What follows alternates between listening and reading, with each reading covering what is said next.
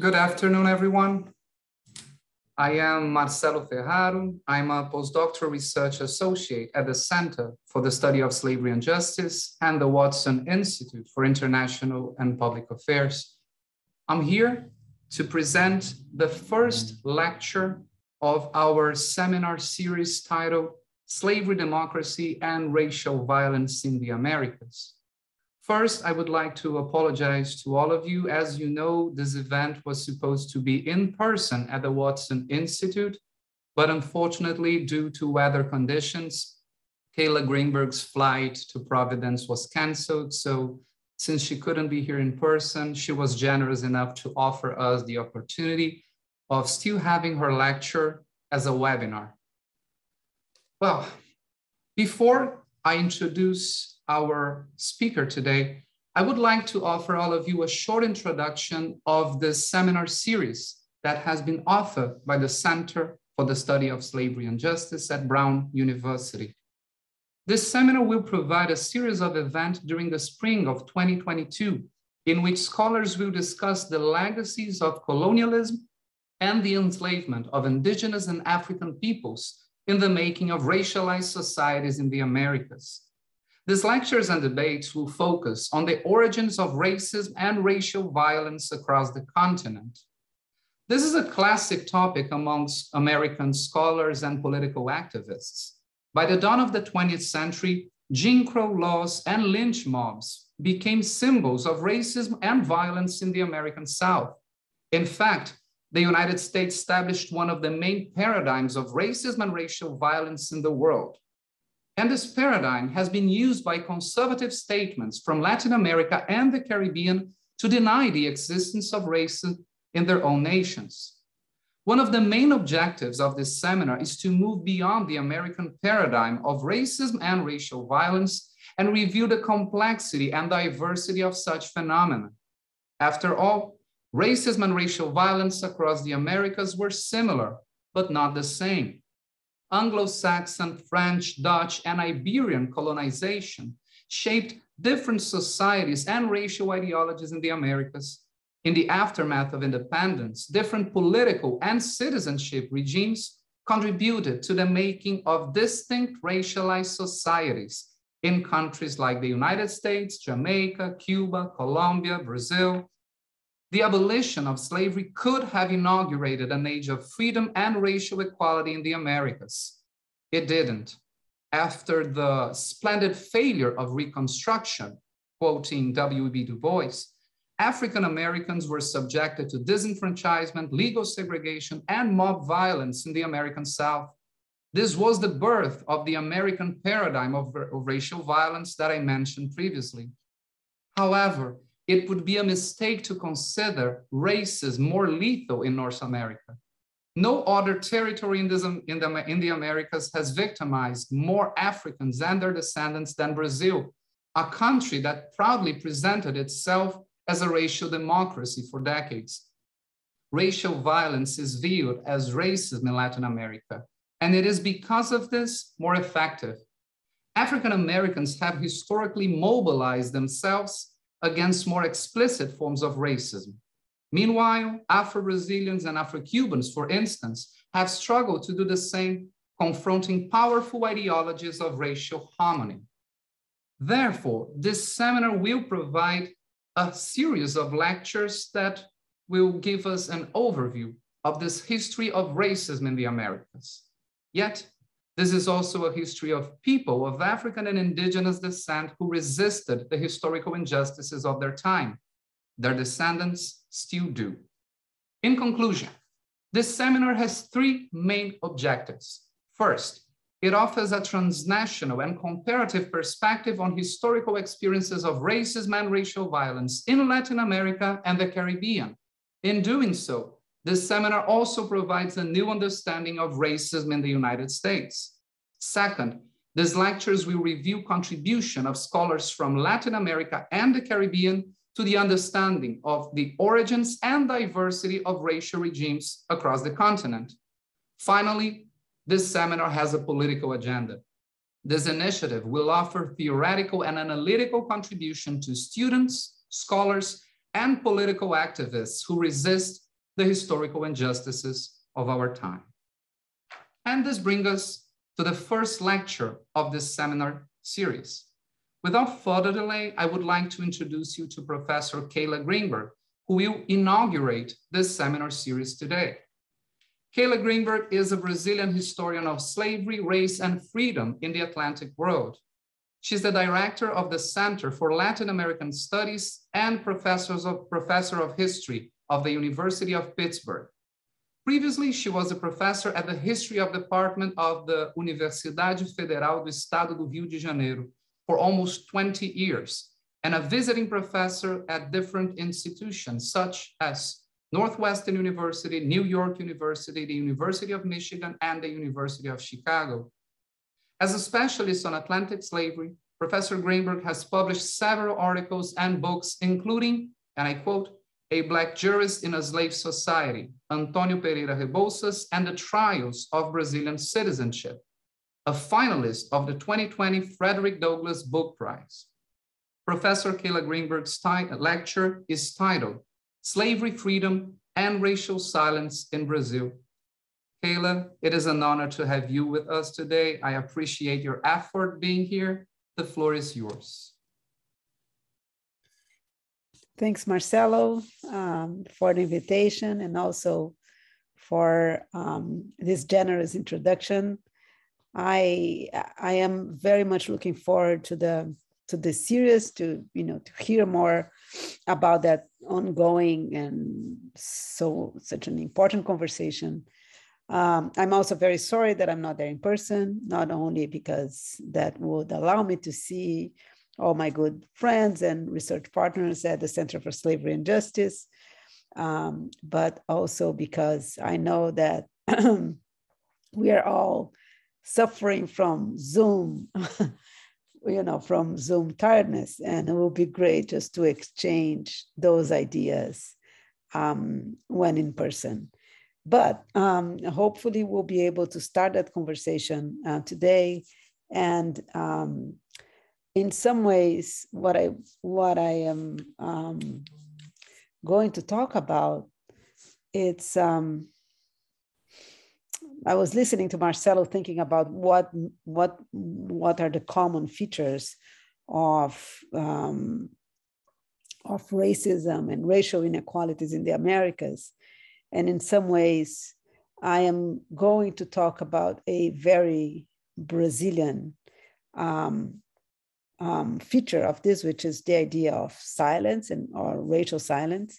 Not that that happens only in Brazil, but I think this is, my idea is to explore that concept and find ways in which we could sort of use the idea of racial silence as a special lens to look at the Brazilian context. So what I'm gonna do is I'm gonna, and forgive me for not having a PowerPoint. Normally I have when I do a webinar, but again, as I was planning to do that in person, I'll basically talk and then, we can start the debate. But basically this lecture and also the idea of racial silence is based on the paper that I wrote with my two colleagues, Brodin Fisher, a professor of the University of Chicago, and Abby Matos, a professor at the Universidade Federal de Juiz de Fora. We wrote together a chapter called Law, Silence, and Racialized Inequalities in the History of Afro-Brazil, which was published at an edited collection entitled Afro-Latin American Studies, an Introduction, edited by George Ridendrus and Alejandro de la Fuente. So I guess, I'm not sure if it was the first one, but one of the persons that developed the concept of racial silence in the context of Brazil was Abby Matos for the 19th century. And I very much used that idea when I wrote and also worked on the translation of my book on Antonio Pereira Rebouças. And Brody did a lot of that work, sort of thinking about the idea of racial silence for the 20th and the 21st centuries. So I'm saying that really because this is a joint project, and of course it benefits from many conversations that we are having with different research partners in the past years. Marcelo, please, if I'm trying to look at time, but if I talk too much, please come alive here on Zoom and interrupt me. So I guess the first point, which is some of those things that I'm gonna say, I think are obvious, but some of my first point is that I think that Brazil was, the idea is that Brazil was created, the idea of Brazil as a nation, as a state in the 19th century was created both through the violence of slavery and colonialism, but also through the institutionalized racial inequalities and racial silence that came with violence too. So as we all know, Brazil was the first largest and most enduring slave society in the Americas. And the fact and the fear of bondage shaped the Afro-descendants' place in Brazilian legal order until emancipation in 1888. For at least a century, so at least until 1988, meaning after the ending of the military dictatorship and the issuance of the new constitution, legally institutionalized racial inequalities persisted, both produced and cloaked by racial silence. The silence was largely shattered in the late 20th century, and I'm not sure that we'll be able to get all the way there, but at least announce some of the ideas. But as racism at the end of the 20th century was named and denounced more clearly, the legal legacies of slavery became increasingly apparent. And for the first time, legal remedies, meaning reparation to racialized injustice and inequality, assumed tangible form. But what I want to focus is less about the times when that silence was broken, but more in the idea that the silence is really, it really shapes Brazilian racism and also the way that Brazilians see themselves. So I think that I will start in 19th century, back on when slavery was legal, and thinking, and just a little historiographical note that I find important. When you go back to the writing of the history of slavery in the, let's say, in the 1990s and early 2000s, and I mean me too, I think we looked at the possibilities of achieving freedom within slavery and within Brazilian society in a way that wasn't, of course, optimistic, but we were very much interested on that process that allowed freedom to be bought in installment, that allowed judicial suits for freedom to happen, and that effectively started to disintegrate slavery from within. So in some ways, at this time, we were very interested on seeing the legal strategies that bound various actors together in the judicial abolitionist project, and how that movement throughout the 19th century led us to see more clearly the ways in which enslaved individuals got freedom in Brazil. I mean, even though this is a movement that was very important, I think that in the early 21st century, this sort of newer historiography based and legal historiography as well has begun to question the very premise that late slavery and early abolition could be understood mainly through the lens of freedom and emancipation. And yet, every step toward manumission was countered by practices of illegal enslavement, strategies to preserve domination, the extension of the internal slave trade, and so on. So, as freedmen struggled to maintain their liberty and establish a firm social status, hundreds of thousands of Africans illegally imported after the official abolition of the slave trade found themselves in an especially vulnerable space between slavery and freedom. So various historians now are working in that direction, and also under this definition that Sidney Chalhoub and others have called the precariness of freedom.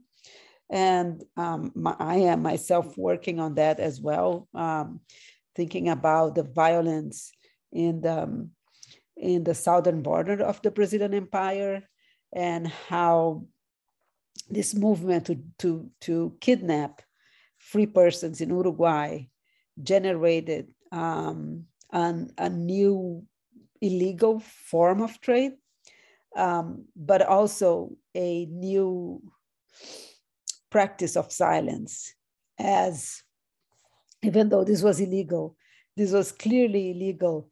Everyone in those societies, in those communities in the border, were seeing this process happening, but they were silent about that, even when they had to speak up in court about that.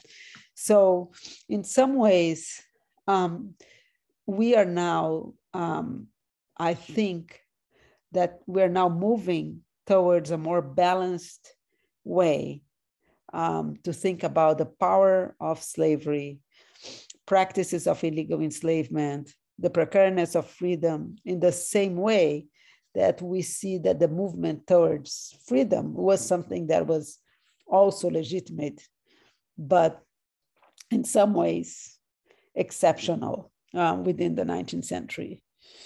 So before 1888, before the abolition, that precariness limited freedoms, meaning for that precariness limited freedom for Africans and Afro-descendants, and also describes the everyday conditions in which they lived in the post-abolition period. In emphasizing the violence of social relations under and beyond slavery, and in returning to the long tradition of thinking about the durability and historical malleability of paternalism, this sort of scholarship balances the possibilities of liberty with the reality of illegal enslavement, re-enslavement, and different forms of forced labor. And when I say that, I'm very specifically thinking about genderized forms of labor, the kidnapping of children, and how it affected those last decades of legal slavery in Brazil. But also I want to emphasize how the precariness of 19th century freedom was intimately tied to one of slavery's most significant legal legacies, which is formal racial silence. And here we're getting to my main point. Official silence about racial matters emerged early in Brazil as a form of quieting potential Afro-descendant mobilization. This is not a particular feature of Brazil, but yet in many other places in the Americas, the residents of majority Afro-descendant societies were well attuned to the possibility that formal racial distinction could catalyze violent strife.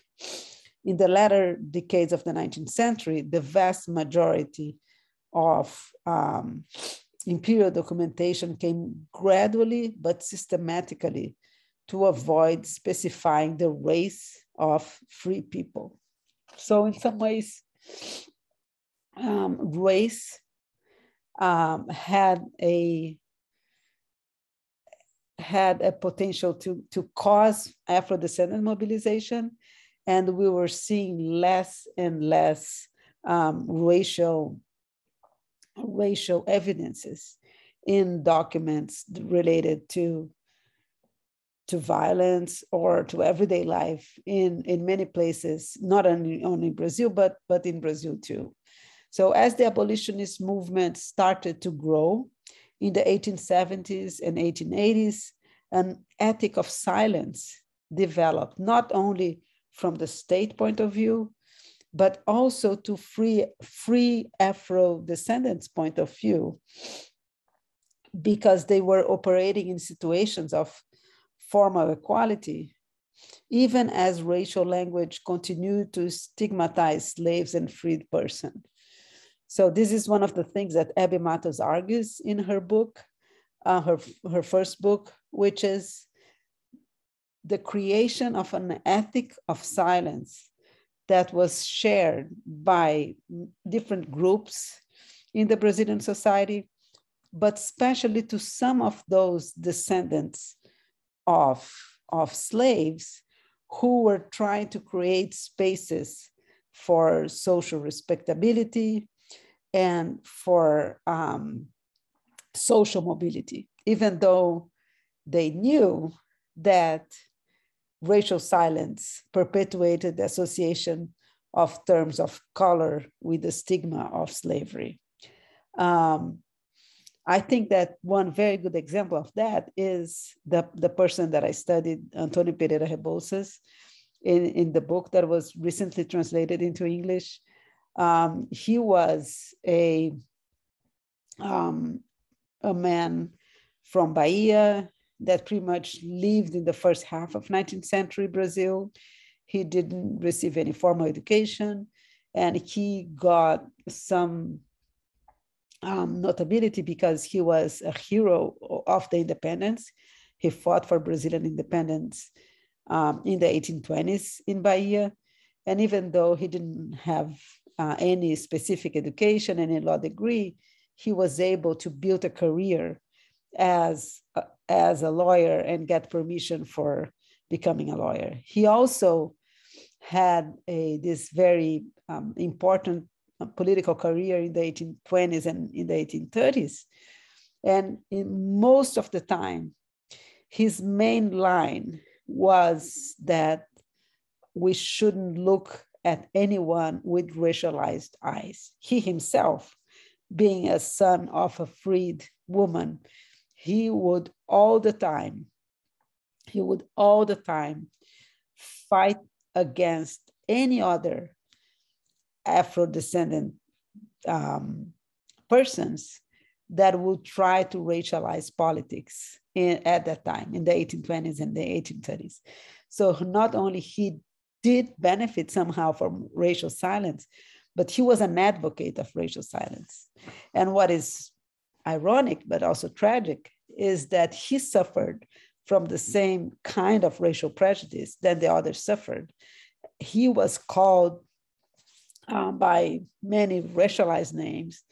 And at some point he couldn't continue his political career just because the politics were so racialized in the 1830s that it was impossible for a guy like him, even denying the racialization, that he could go on just pretending that was possible to have a non-racialized discussion of race. I don't know if I'm being clear, but we had other advocates of racial silence in Brazil, but probably he was one of the most vocal ones in the first decades after Brazilian independence, and he suffered a lot for that. And it's interesting because he was the father of one of our most prominent abolitionists, André Rebouças, who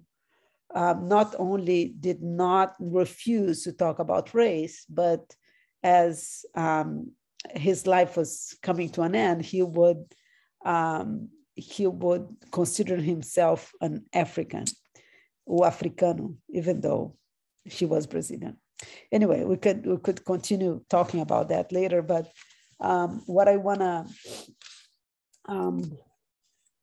as we continue over time,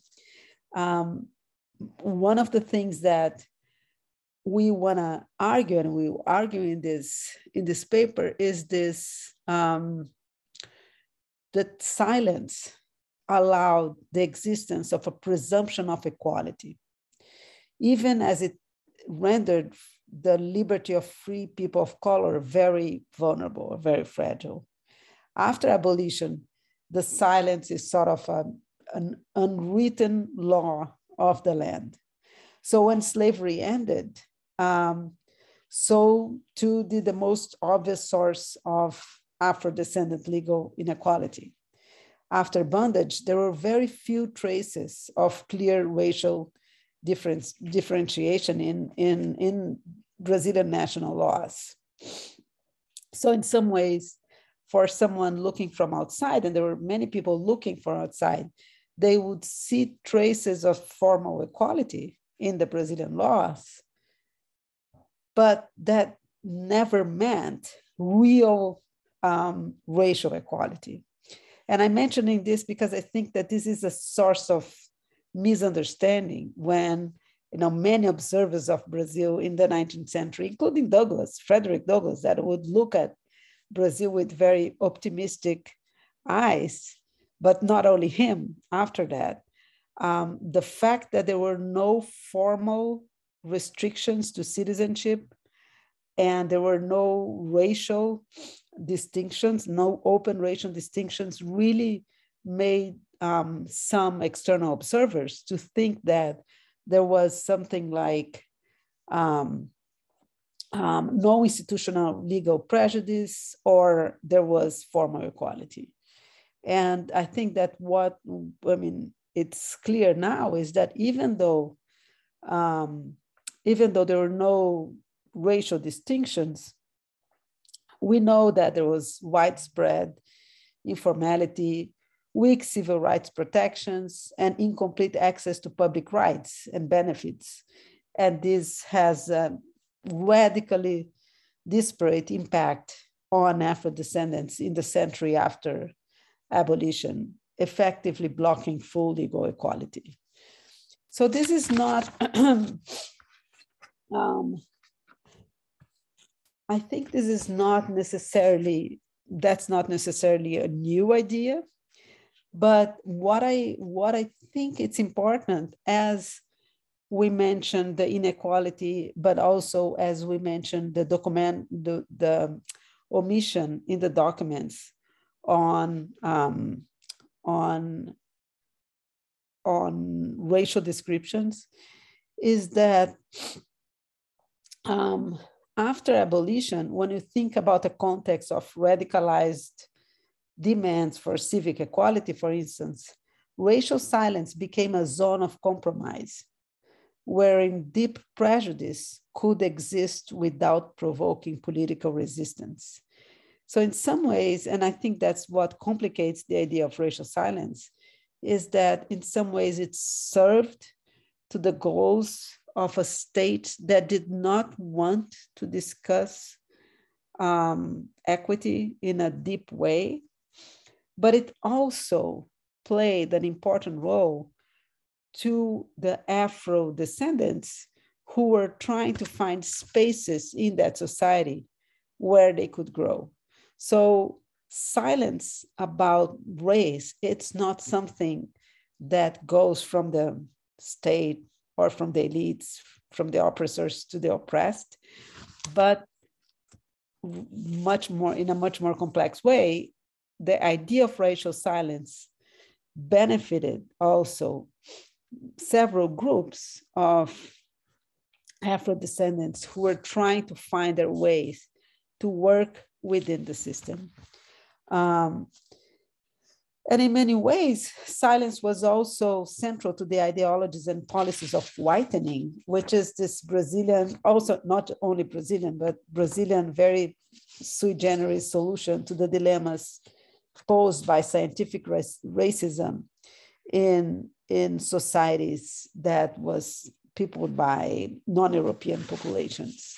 So the idea of whitening, meaning that the society would get whiter as we would get more European immigrants, which is kind of interesting because, you know, of course, that doesn't rely on science, because there's no guarantee that those societies would become whiter just because we have more white immigrants. But anyway, although whitening policies were justified with racist language and often involved racially exclusive immigration legislation, their success, in fact, depended on formal racial silence. As generations merged across the color line, they could not be separated by bureaucratic distinctions. So whitening and silence both reflected deep racial prejudice and also both uncover racial violence, which always existed through this time. But they were effective precisely because they resonated paradoxically with many grassroots strategies for emancipation and social mobility. So that's what I was saying before. Everyday politics among Afro-descendants sought to incarnate visions of freedom and citizenship centered on mobility, family, land, work, or urban permanence. So in some ways,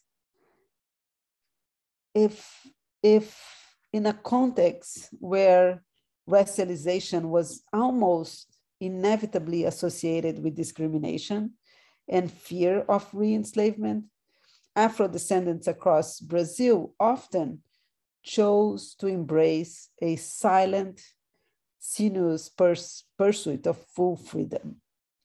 And I think that's sort of why that became a huge problem, is that silence, when I think about silence as a tool to understand history, silence meaning something that we do not talk about, silence as something that we pretend we are not seeing, silence as something that we pretend it doesn't exist.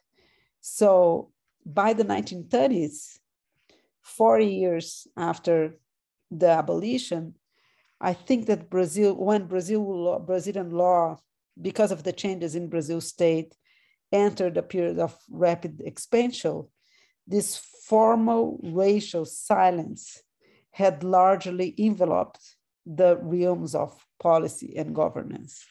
And it's not by coincidence that this is precisely the time when the ideas of racial democracy that were sort of being developed through many areas until then became an official policy in the 1930s, or an official ideology by the time that Getúlio Vargas was the Brazilian president.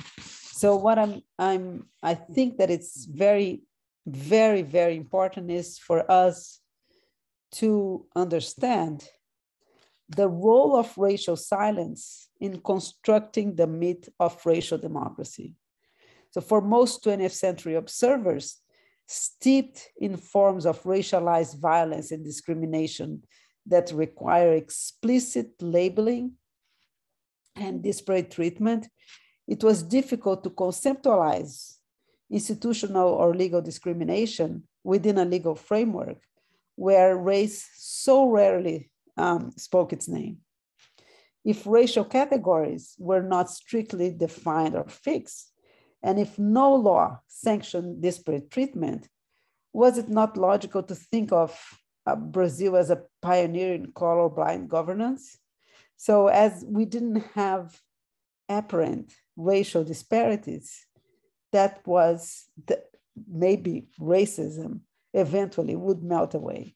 So, so racial silence, and I don't even know for how long I've been talking, but so in some ways, I want to discuss the idea of racial silence being an important element to the definition of racial democracy, because without silence, you cannot create the myth, that myth of racial democracy. But at the same time, I think that when you think about racial silence in a broader and longer historical process, racial silence is precisely the opposite of racial democracy. Again, the fact that no one was talking about that openly doesn't mean that racism didn't exist, of course, but also that made the life of Afro-Brazilian activists and scholars much more complicated. Because for them, they not only had to sort of break the silence, but they also had to prove a point, prove the point of the existence of racism to start with, because that's a topic that we don't address, that no one addresses, in some ways doesn't exist. So, and I think that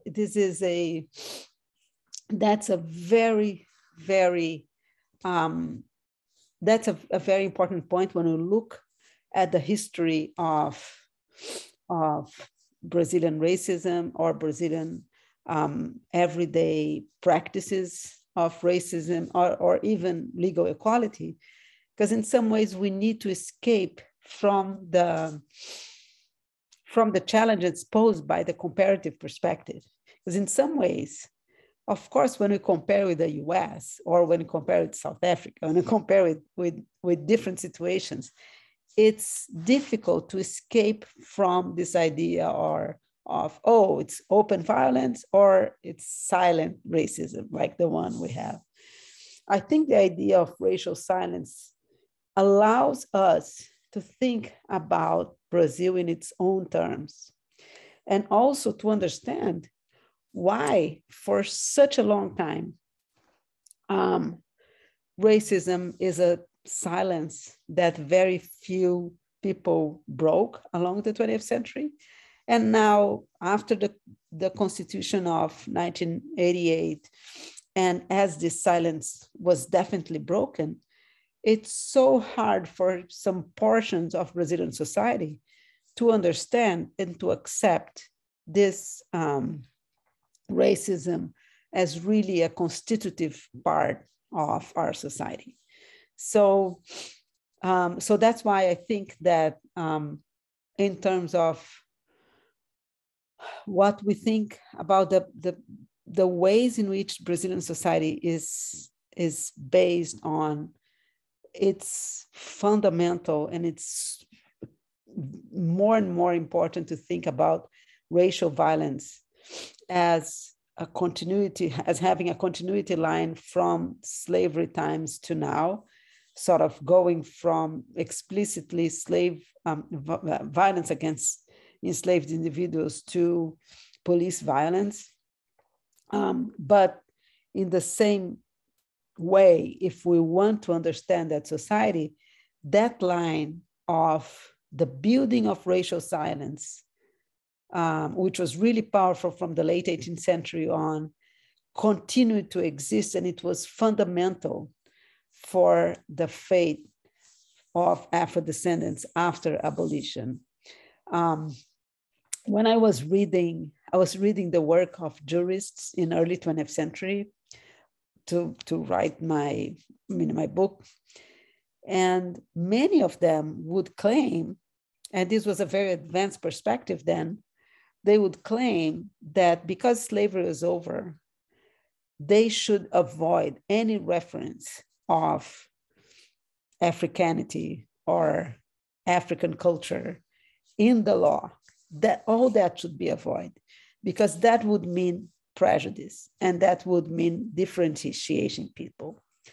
So, and I'm saying that because let's say from the 1890s to the 1910s and 20s, this was a very important movement among progressive jurists that would very much claim that the best idea to overcome racism and to overcome the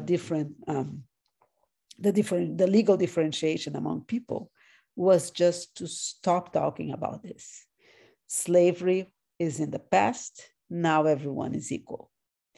So I guess that they really believe that if something is written in the law, it creates a reality. And that idea, and of course that disparity between reality and the letter of the law and what's written in the law, creates situations that still traps Brazilians in some ways, but especially still traps the making of public policies of reparations, for instance. So I guess that I hope that made sense. I guess that I will stop here, Marcelo, if it's fine, and we can start our conversation, and then we can, and I'll be more than happy to clarify any aspect that was confusing before. Thank you. Thank you so much, Kayla, for your lecture, for your analysis of both like the Brazilian history, but also current problems that we face in Brazil and not only in Brazil. I appreciate that. We have the Q&A space so that everyone who has a question, we would love if you send them. We already have one question here, but I would like to take advantage of my privilege here as one of the organizers to present a question to Kayla, if I may. I truly appreciate the way you mentioned racial silence as kind of a Brazilian strategy, not only in the law itself, but in Brazilian culture, not mentioning race as one of the characteristics of the Brazilian racialized society. And it has been mentioned by different scholars how racial silence has been a powerful engine of racial ideologies in Brazil, like whitening first, the whitening ideology, and later racial democracy. But you bring something else here that I think is fundamental, that we should think of racial silence and maybe racial ideologies in Brazil, not only as a strategy from the elites or from the state, but as a Brazilian culture that is also disputed by people of African descent. So I would like you to mention a little bit how you see this historical process in which people of African descent in Brazil, especially in the early 20th century, how they disputed racial silence, fighting for racial equality or even for individual social ascension, but how this political activism in Brazil changed in the late 20th century, and how, as you mentioned, like there is this moment in which they break the silence and they start to vindicate an African or an Afro-Brazilian identity. Thanks, Marcelo. I think this is really interesting question, and I think I'm trying to remember. Oh my gosh, the name of her book, Paulina Alberto's book. Terms of, it's about Black political activism. Terms of inclusion. Terms of inclusion, thank you. It precisely deals with that, this idea of inclusion. And I think this is a very important topic that is still relevant for social movements now, which is, of course, now I guess the silence is broken, right? And silence is broken means two things. Means that there's no way nowadays in Brazilian society we can claim that there is racial democracy, right? But in the other hand, the racists feel that they are free to be openly racist, which is something that people here in the US would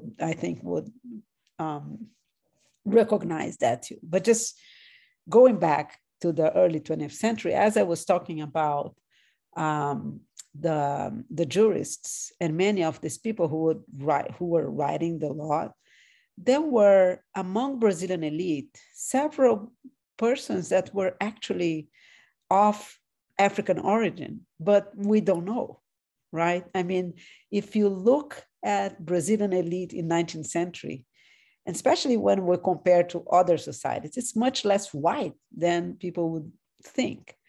But as they were going up, as they were socially going up, they were becoming more and more white.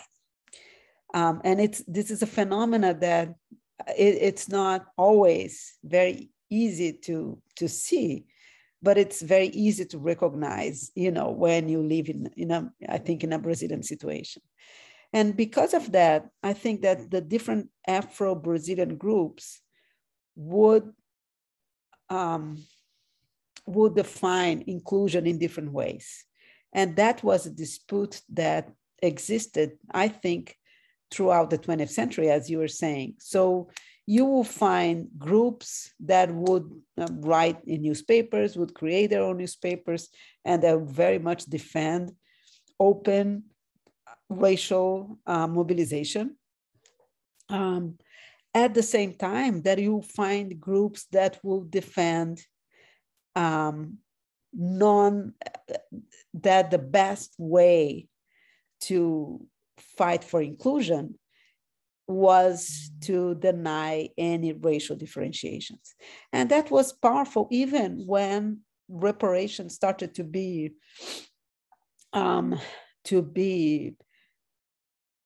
discussed in the Constitution, for instance. There were still there were still groups that would be against that open definition of race, as if it would create prejudice. But I think that one thing that is very important to highlight is that there were very important Black thinkers that would openly go against the idea of racial silence, the idea of racial democracy, and they were very openly showing how important it was to have sort of the second abolition and to claim for equality of rights. And I'm thinking here about Abdias do Nascimento, who since the 1940s, 1950s was very vocal about being open about Brazilian racism, and Guerreiro Ramos in the sense of, as a sociologist, Guerreiro Ramos. So the idea, the silence was, there was always some voices, that it was never like a total silence, but there was a dispute. It's true. And I think it's important to see how those perspectives were disputed and somehow contested. But I think that from the 1970s on, when the social movement became more visible, it was just important. It was impossible to claim that silence was actually a good thing. As just one thing that I think it's important when we think about silence, I think that when we think about silence as a tool to analyze a society, it's not just about denial. And it's not about denial. It's about something that we don't talk about because we don't need to. You and I, we know this, so we don't need to talk about that. So we know Black people in the sense they know what the rules are. You know what you should do, you shouldn't do. Elites know that. And so that's why you know how to behave. You know what are the unwritten laws. You know how maids and domestic workers should behave or not behave in a racialized way. So I think that in that sense, silence is less about denial, and it's more about something that we all share and we're not touching because the topic's too sensitive. I find this a fascinating perspective because we can think of silence as a really effective form of domination, but it's also, it could also be a strategy for resistance depending on the context. Instead of bringing my own perspective, I'm going to present two questions that have been brought to our Q&A. First one is from Samantha Payne. She's asking, could you speak a little bit about how you think the history of indigenous dispossession, how the history of indigenous dispossession fits into narratives of racial silence in Brazil? Well, thanks, Samantha. I mean, this is a great question because we in Brazil we're sort of getting kind of late into the discussion about indigenous dispossession.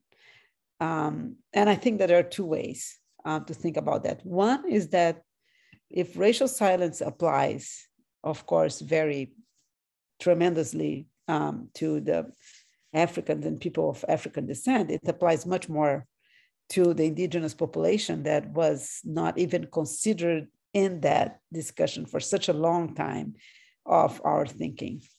But also, if we go back, let's say, to the 19th century and of the Romanticism and this whole movement of the building of what Brazil was and the Brazilian identities, one of the strategies was really relying on the indigenous population as the one that was where real Brazil was, in contrast with the presence of Africans who were the ones who were sort of bringing sort of all bad habits and characteristics, the ones who didn't want to work, of course, the ones who didn't.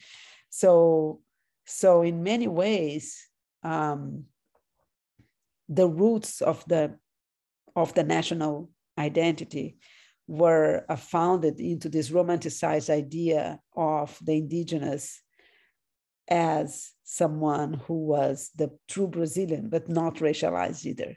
So it's the two things. It's a denial in one hand, and not even putting together the indigenous population with the Afro-Brazilian population. And in the other hand, just producing an idealized, non-realistic vision of this indigenous person that was pure and was maybe I'm creating a word here, but a-racialized, that with no race, wasn't white, neither black, but was just so pure that didn't even was racialized by anyone. Thank you for that, Kayla. And we have one extra question from Paulo Tomás. How can we understand the 1922 São Paulo Modern Art Week, which is now celebrating 100 years from this perspective of racial silence? This is also a great question, Paulo. Thank you. It's also the talk of the town now. It's everyone talking about, the birth of Brazilian modernism and how it also is founded on racial silence. I think that one of the key things that is being discussed now is exactly how Black Brazilian modernism is and how important the roots for that are. I do think that at least in the beginning, it's not only based, the Semana de Arte Moderna, it's not only based on racial silence, but it's also based on a very racist view of the Brazil past, or in the sense that it was, of course, it didn't ignore the Brazilian culture, but was seeing this through very white lenses, even though, of course, not everyone was white in the movement. What I like about this is how now those Brazilian, the Brazilian modernity is being reframed by Black intellectuals in a total different way. And right now I'm specifically thinking about Emicida's film, Amarelo, Yellow. I think it's, in English it's called Yellow, Everything is Urgent. It's, in Portuguese, is Amarelo, Tudo é para Ontem. And it's really interesting, I think, the ways in which he traces a totally different history of Brazilian modernism that is very much based on Black culture, and Black culture that is even pre-1920s, that comes from the late 19th century. So I think that now that is the discussion, is really about how white modernism was in the beginning, but really how this is very much based in this very, very elite idea of modernism. So yes, so it's, I think that we need to understand, just to finish that, São Paulo Modern Art Week as something that was so important, because it's a narrative that the Paulistas created about themselves, about that importance. And that's a key point for us to analyze, in the sense of is this Brazil? Is this São Paulo? Is this just a tiny thing in the Brazilian culture, or this is the search for Brazilian culture? And just, for everyone, I think it's important to highlight that Brazilian modernism in 1922 is a celebration of the 100 years of Brazilian independence, right? And that came with that very deep search of national identity and discussion of how Brazilian is Brazilian culture, that not only led to movements like the São Paulo Week, but also led to the creation of some cultural institutions, such as the Museu Histórico Nacional, such as the National Historic Museum, that now is also celebrating 100 years. So in some ways, I think that it's important to now that we are in this moment of celebrating 200 years, 100 years of Brazilian independence and the search for Brazilian culture in a sort of connected way. And I don't know, maybe we should remember that Brazilian independence is founded on the strengthening of slavery. Without saying it, there's not a single word about that in independence in the Brazilian Constitution. And again, 100 years later, the celebration of Brazilian culture is also made without an explicit word about the slave past and about racism. Kayla, I think we have time to one final question, if you don't mind. I would like to bring the discussion a little bit to one of the main issues of the seminar, which is racial violence. And I would like to hear your thoughts on a comparative analysis of racial silence and also racial violence, thinking about Brazil and the United States. Brazil is obviously a violent country against people of African descent, and we have recent events such as the brutal murder of Moise Kabagambe, but we also have other terrible experiences such as the killing of Marielle Franco. And this type of event in Brazil, whenever it happens, it is common that people say, yes, it was a crime, yes, it was violent, but it was not racially motivated. And it is true that you say that the silence has been broken, and political activists in Brazil have been bringing the discussion of race to the point that it's more difficult now to say that there is no racial motivation to this kind of experience. And there are some similarities in the way that political activism in Brazil and the United States deal with this experiences of racial violence. We can think about George Floyd in the United States as a recent example, and these events in Brazil. So it seems that Brazilian political activists, especially from the Black movement, they have been acting in a more similar way to political activism from African Americans as well. I want to bring this comparison to the other side of the picture, because if we think that racism in the United States might have begun with the opposite of racial silence, we can think about slave codes, Black codes.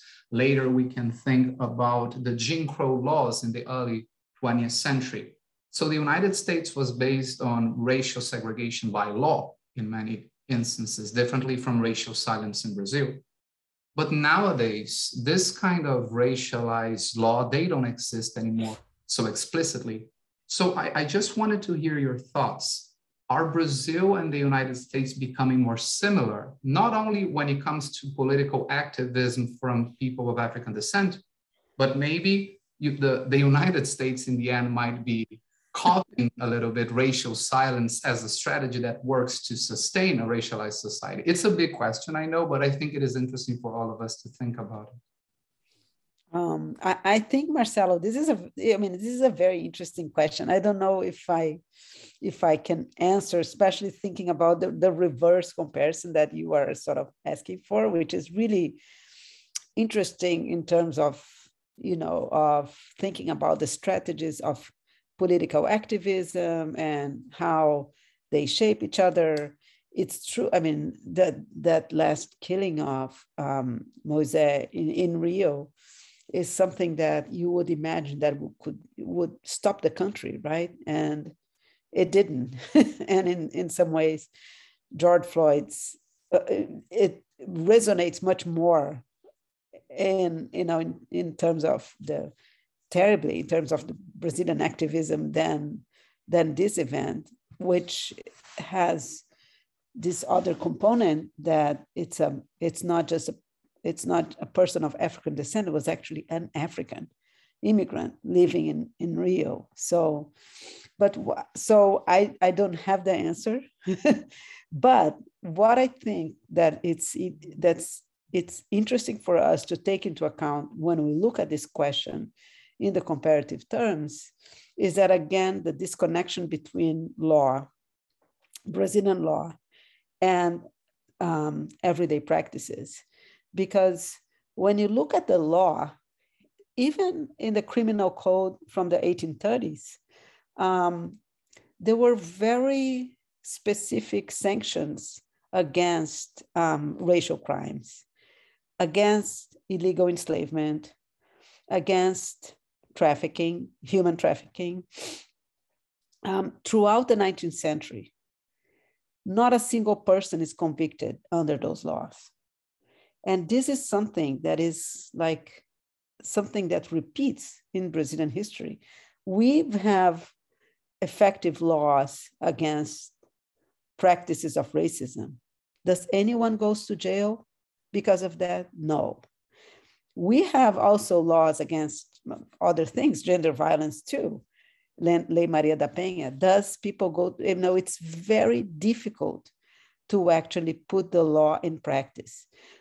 Brazil probably, when you think about contemporary slavery, since the beginning of Lula's government, and actually even before in Fernando Henrique's government, maybe had a very important laws. And I'm not saying that this is not important, this is super important, but those are laws that are against contemporary slavery, and that would try to think of lots of different sanctions related to different crimes, but they were never effective. So, and what does it mean? you know, and of course this is not enough. And of course it's important to have the laws.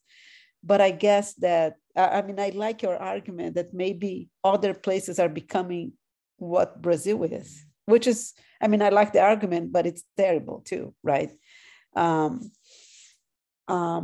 So I don't know. I do think that, especially for us, people who do legal history, is getting more and more important to sort of connect the law with the actual everyday practices if we want to sort of come up with a more effective analysis of that kind of reality.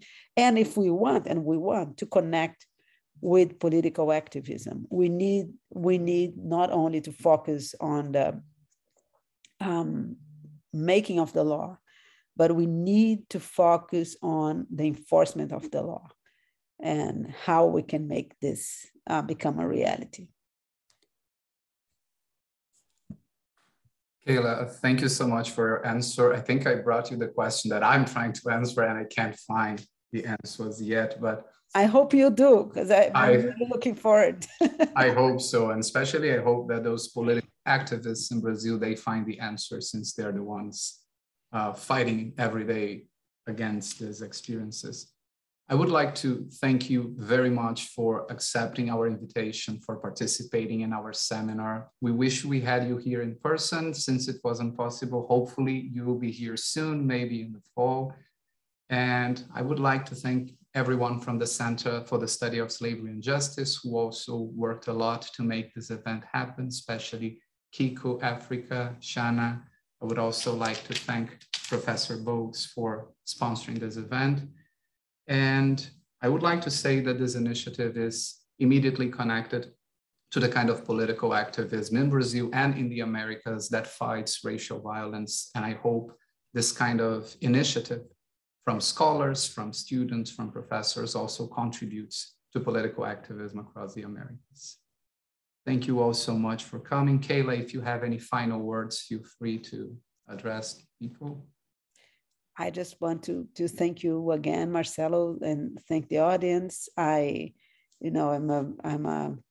Thanks my friends from the Center for Slavery and Justice, that from the ongoing debate that we have been having in the past years, and to find such an stimulating environment in which we can grow our ideas and our collaboration. Thank you. Thank you so much. Thank you everyone for being here. Very soon we're gonna publicize the next lectures of this seminar series, and I hope you can all join us once again. Thank you and good night.